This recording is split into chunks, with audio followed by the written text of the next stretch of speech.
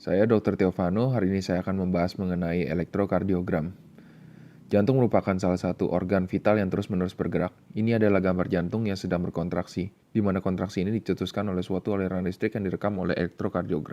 Untuk merekam aliran listrik pada jantung, perlu dilakukan pemasangan elektroda. Gambar ini menunjukkan lokasi pemasangan elektroda. Elektroda yang dipasang terbagi menjadi dua. Ada elektroda prakordial dan ada elektroda ekstremitas. Ketika pemasangan telah dilakukan dengan baik, maka aktivitas listrik jantung akan nampak pada monitor. Sehingga sesuai dengan arti nama pemeriksaan elektrokardiogram, yakni suatu gambaran yang merekam aktivitas listrik pada jantung. Apabila berbicara mengenai jantung, maka penting sekali untuk memahami depolarisasi dan repolarisasi. Pada gambar ini ada sebuah elektroda, di mana pada saat tidak terjadi depolarisasi maupun repolarisasi maka hanya nampak garis isometrik. Akan tetapi apabila pada depolarisasi, jika timbul suatu arus listrik yang bergerak menuju ke arah elektroda yang dipasang, maka akan menghasilkan suatu gambaran defleksi positif. Sedangkan apabila suatu arus listrik bergerak pada arah menjauhi elektroda, maka gelombang yang akan timbul berupa gelombang defleksi negatif yang berlawanan dengan defleksi positif. Sedangkan untuk fase repolarisasi, yaitu fase pada saat istirahat yang berlawanan dengan fase depolarisasi, gelombang yang akan muncul berlawanan dari fase depolarisasi, di mana pada saat arah listrik menuju ke elektroda, akan muncul gelombang defleksi negatif. Seperti yang tampak pada gambar ini. Akan tetapi apabila arus listrik bergerak menjauhi dari elektroda, maka akan menimbulkan gelombang defleksi positif. Ini adalah gambaran perbandingan gelombang yang muncul pada fase depolarisasi dan repolarisasi.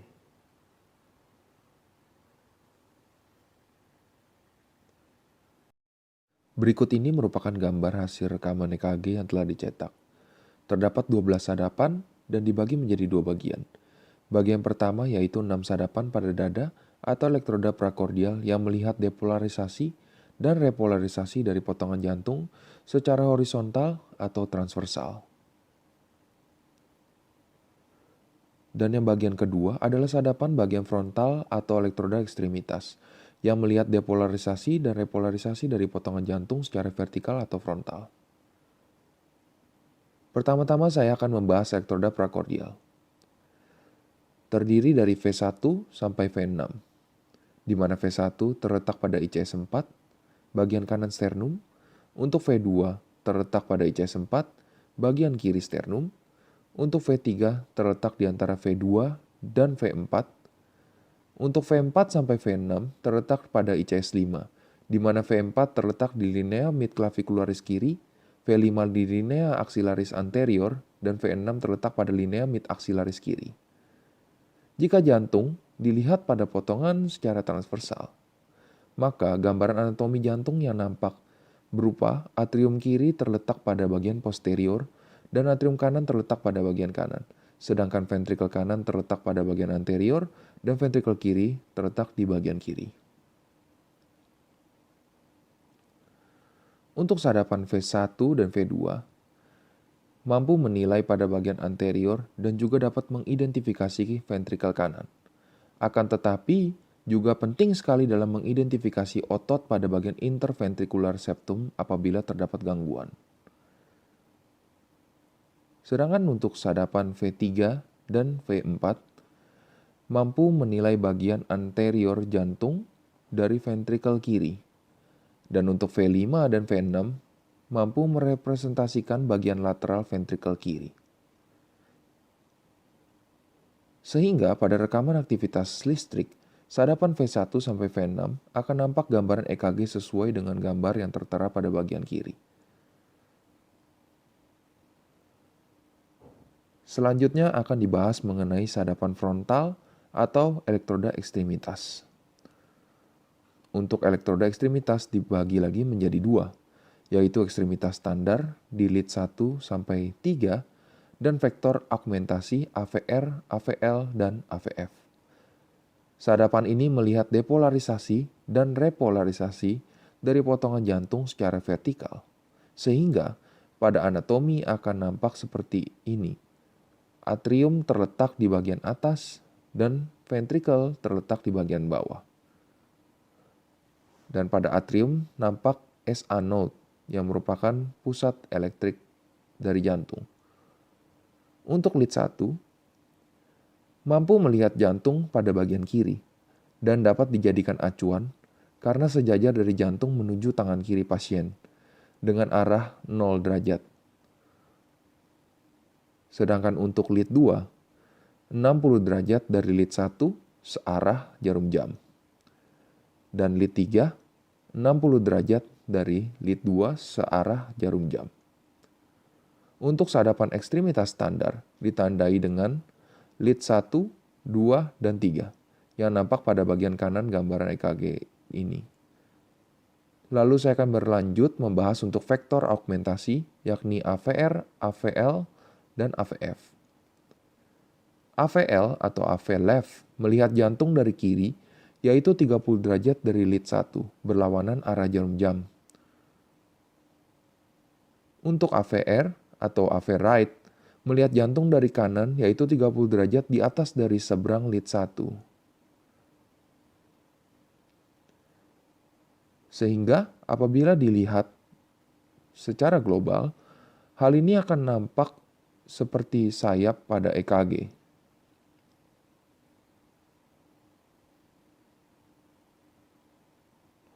Dan untuk AVF, mampu melihat jantung dari bagian inferior yaitu 90 derajat dari lead 1 searah jarum jam.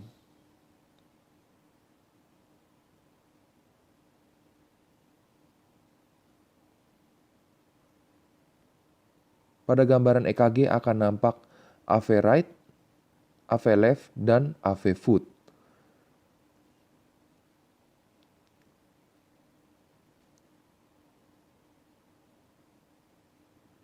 Dengan demikian, inilah gambaran pada sadapan frontal, yang mana sadapan frontal ini sangat penting untuk membahas mengenai kelainan-kelainan pada jantung, seperti pembesaran jantung dan ada kelainan-kelainan lainnya. Sehingga jelas pembagian dari dua elektroda yang membagi atau melihat jantung dari sudut pandang yang berbeda. Berikut ini saya mencoba menjelaskan asal-usul terbentuknya gelombang-gelombang pada EKG. Berdasarkan dari gelombang depolarisasi dan repolarisasi yang tadi telah dibahas, sekarang akan coba diaplikasikan pada jantung dengan dua sadapan, yaitu sadapan lead V1 dan lead V6. Pada gambar ini menunjukkan arus listrik yang keluar dari SA node, bergerak ke arah bawah menuju AV node, dan menyebar ke seluruh atrium sehingga ini merupakan suatu gelombang depolarisasi yang mana pada sadapan V1 dan V6 akan tampak suatu defleksi positif. Dan gelombang yang nampak ini disebut sebagai gelombang P. Setelah itu, arus listrik akan berhenti sejenak sebelum arus bergerak menuju ke berkas cabang dan terbagi menjadi kiri dan kanan. Di mana berkas cabang ini terletak pada bagian interventricular septum. Pada bagian ini terjadi perpindahan aliran listrik dari kiri ke kanan. Yang mana hal ini merupakan fase depolarisasi pertama pada ventricle. Sehingga pada gambaran EKG akan muncul suatu gelombang defleksi positif pada sadapan elektroda V1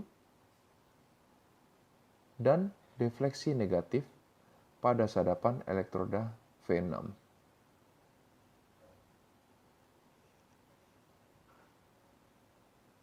Gelombang ini merupakan gelombang Q pada rekaman EKG.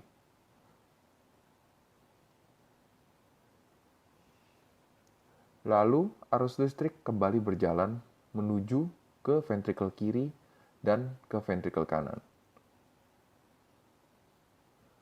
Akan tetapi karena otot ventrikel kiri lebih besar dan lebih tebal, sehingga arus akan lebih dominan menuju ke arah kiri. Sehingga akan muncul gelombang defleksi negatif pada V1 dan gelombang defleksi positif pada V6.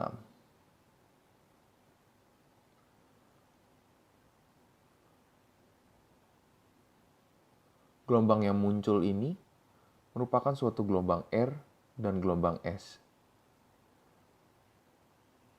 Sehingga apabila QRS disatukan menjadi suatu kompleks QRS.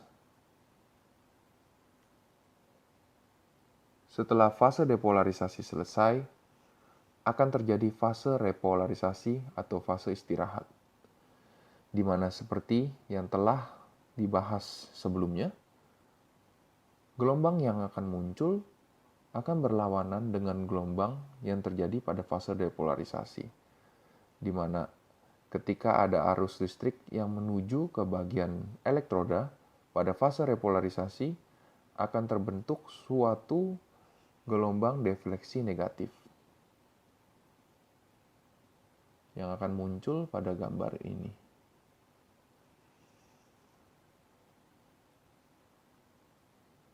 Apabila menjauh akan timbul gelombang defleksi positif.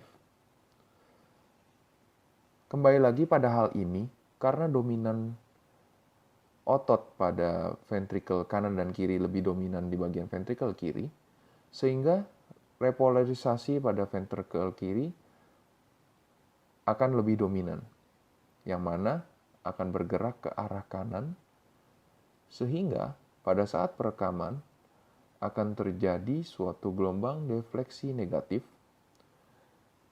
pada sadapan elektroda V1 dan defleksi positif pada sadapan elektroda V6 karena bergerak menjauhi dari elektroda.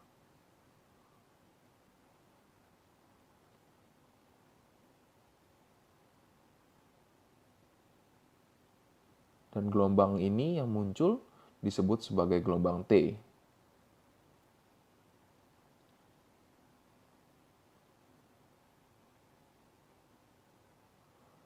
Hal ini serupa dengan lead 2 dan AVR pada sadapan frontal atau elektroda ekstremitas yang telah dibahas sebelumnya, di mana lead 2 sadapan yang searah dengan arah listrik jantung pada fase depolarisasi dan AVR adalah sadapan yang berlawanan.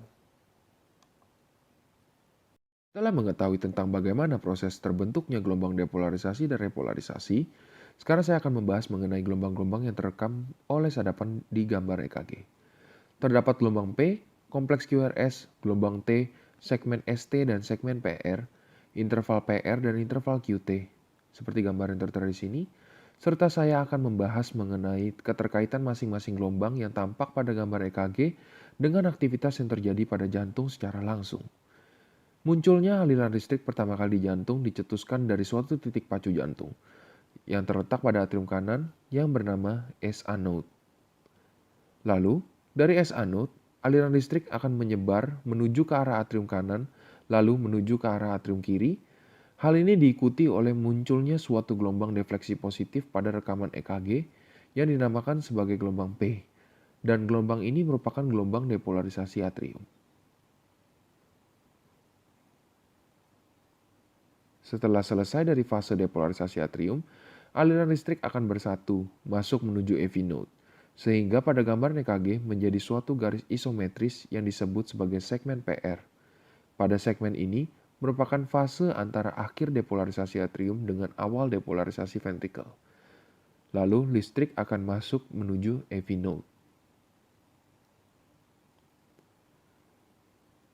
Berikut ini adalah ilustrasi proses kontraksi jantung terutama pada bagian atrium, beserta dengan aliran listrik yang berasal dari SA node dan menyebar ke permukaan atrium, hingga kemudian bersatu menuju AV node yang mengakibatkan kontraksi atrium kanan dan atrium kiri terjadi. Pada fase ini, darah dari rongga atrium akan diejeksi masuk menuju ke rongga ventrikel. Fase ini merupakan suatu fase depolarisasi atrium.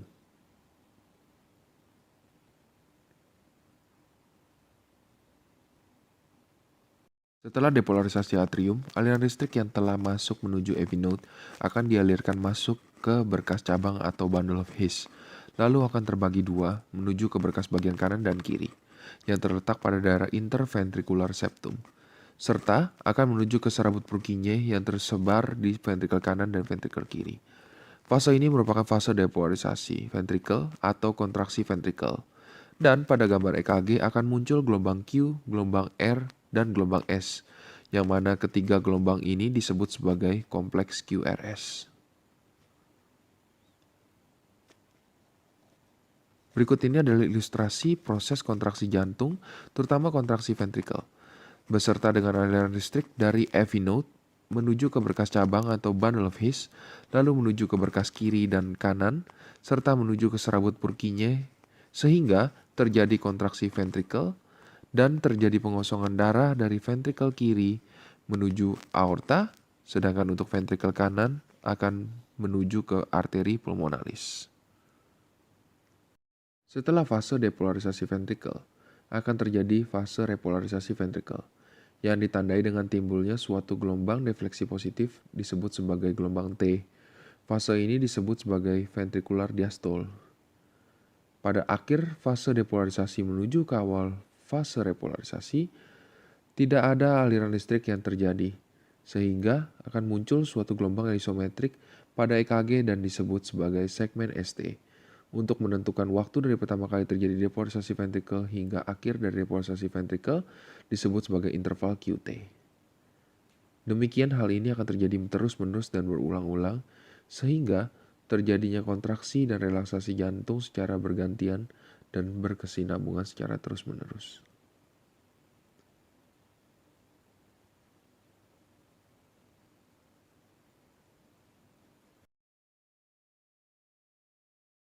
Setelah membahas dari masing-masing gelombang dan masing-masing fase, baik depolarisasi dan repolarisasi, saya akan mencoba membahas secara berkesinambungan dari seluruh gelombang ini dalam satu kontraksi jantung. Listrik dimulai dari SA node akan menyebar melalui atrium kanan dan atrium kiri, sehingga pada fase ini akan timbul suatu gelombang defleksi positif atau gelombang P, yang mana akan terjadi pengosongan darah dari rongga atrium menuju ke rongga ventrikel. Fase ini disebut sebagai fase depolarisasi atrium. Lalu listrik dari SA node akan masuk menuju AV node. Pada fase ini, tidak ada aliran listrik yang terjadi sehingga akan timbul suatu garis isometrik dan disebut sebagai segmen PQ.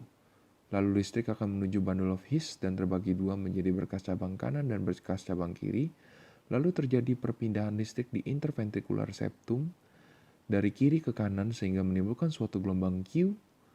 Lalu setelah itu, listrik akan menyebar ke bagian serabut Purkinje yang ada di ventrikel kiri dan ventrikel kanan, akan menimbulkan suatu gelombang R dan gelombang S.